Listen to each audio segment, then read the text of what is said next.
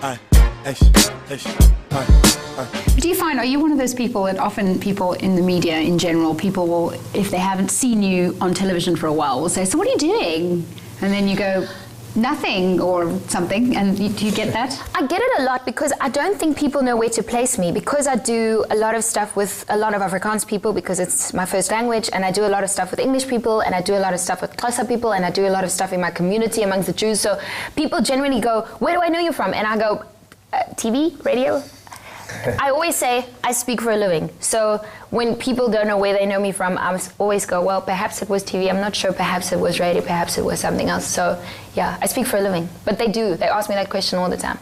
Well, I mean, you're both in the public eye. You've both been followed by the media. How do you handle negativity in the media? We spoke a little bit about it earlier with Seth's comments, but in general, how do you handle media now?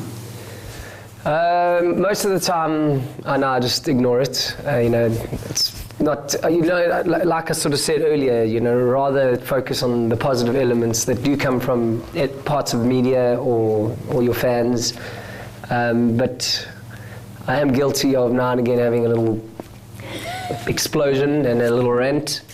And I don't understand why anyone would spend so much time and energy hating something.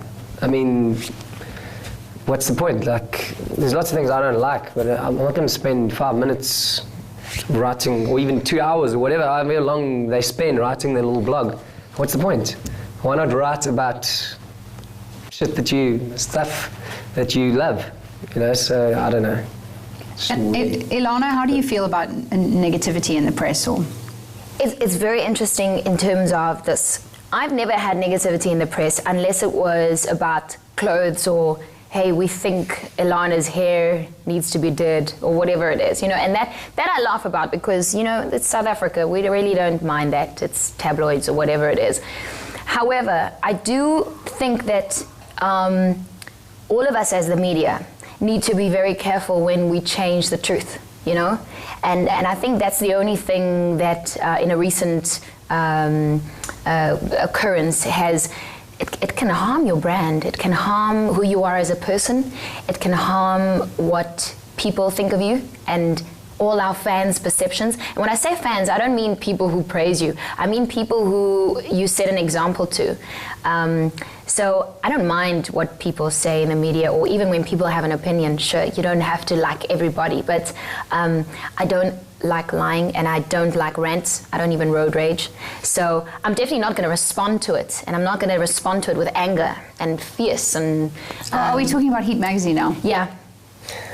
Right.